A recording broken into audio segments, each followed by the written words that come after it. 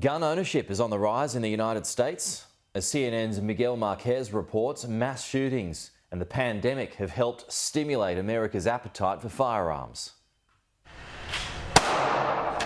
Meet Jen and Shelby. Why can't I get it? They don't want their last names used. They are friends, colleagues, gun enthusiasts. What gun or guns do you own now? I have a Ruger and a Rossi, both rifles. Both from Long Island, New York City adjacent, both professionals.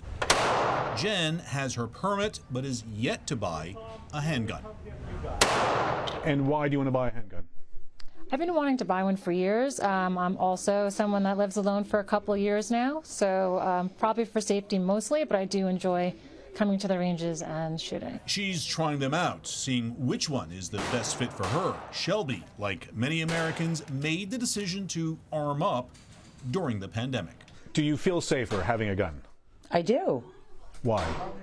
because I'm not sure the chaos is over, and I just feel like a lot of people have guns, and it would be good to have. I'm a single female. I live on my own, and why not protect myself? The number of both state and national instant criminal background checks, a check required before one can purchase a gun, and a rough indicator of how many people are either purchasing or possibly being issued a gun permit, surged during the pandemic, from under 30 million to nearly 40 million. Today, in states like New York, officials say there's a backlog of gun permit applications, with more applying every day. The licensing agencies are inundated with applications. During COVID, the applications quadrupled. Even in a state like New York, where gun ownership is highly regulated, business at South Shore Sportsman, never better. 40% of my clientele comes from New York City. From New York City? Yep. The 5 boroughs? Yep. All 5? Yep. Staten Island to the Bronx. And what are they buying? Handguns if they have a license, like the gentleman that just left, or shotguns. Right. By checking Nothing the in the chamber. For many, the constant headlines about crime drives them to gun ownership.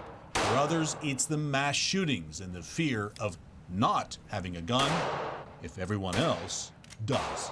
What effect do all these shootings and major events have on your business? In the immediate aftermath, in most states, it would lead to an increase in sales because everybody looks at the news, and although that's a terrible event, they say the same thing. There's going to be a new law. So there's a rush to get in to buy a gun. A rush to get the stuff that they think they're going to lose. So who out there is buying guns and why? We met a lot of people in the medical profession, retirees, housewives, all of them gun users.